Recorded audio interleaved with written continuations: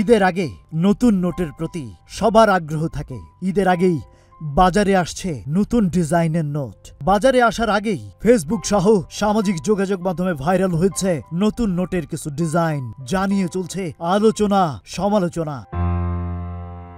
তবে এই বিষয়ে বাংলাদেশ ব্যাংক জানিয়েছে, ঈদ সামনে রেখে কয়েকদিনের মধ্যেই বাজারে মিলবে 20, 50 ও 1000 টাকার নতুন নোট।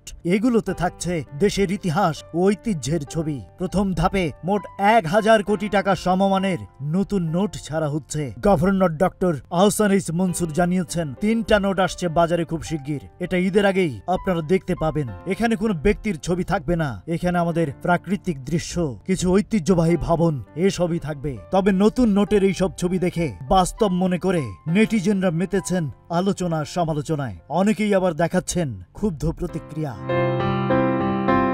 তবে এই বিষয়ে বাংলাদেশ ব্যাংকের নির্বাহী পরিচালক ও মুখপাত্র আরিফ হোসেন মঙ্গলবার গণমাধ্যমকে বলেছেন, ঈদের আগেই বাজারে আসছে 20, 50 ও 1000 টাকার নতুন নোট।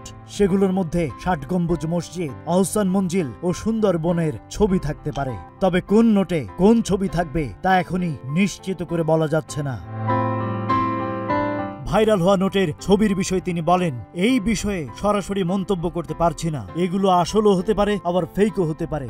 বাংলাদেশ ব্যাংক সূত্র বলছে, নোট প্রকাশের আগে নোটের ডিজাইনের বিষয়ে খুব কঠোর গোপনীয়তা রক্ষা করা হয়। যখন বাজারে আসবে তখন নোটের আসল ডিজাইন সবাই দেখতে পাবেন।